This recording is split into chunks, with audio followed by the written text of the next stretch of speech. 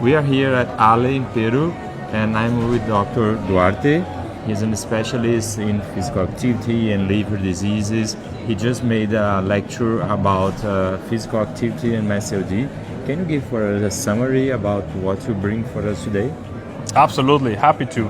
Thank you for the invitation.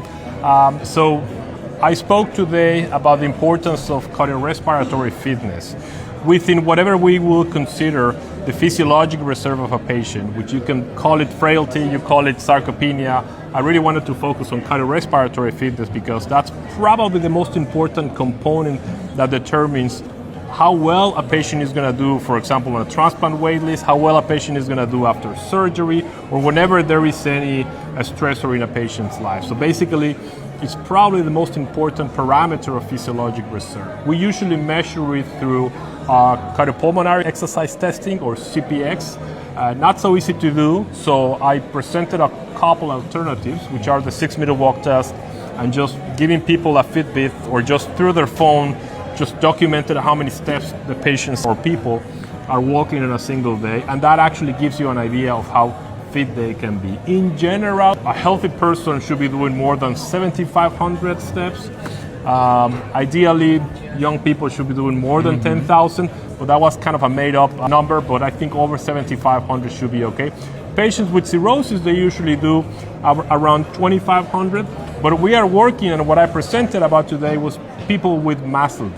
And people with MASLD, they usually do like no more than 2,200, etc. So they're very sedentary, and because of being very sedentary, it's very difficult for us to get them to exercise, and very difficult for us to motivate them and get them engaged in exercise programs. In general, when a patient that has cirrhosis particularly, whether with MASLD or any of the other etiologies, if they walk less than 1,200, they have a very high risk of death, and they also have especially a very high risk of ending up in the hospital.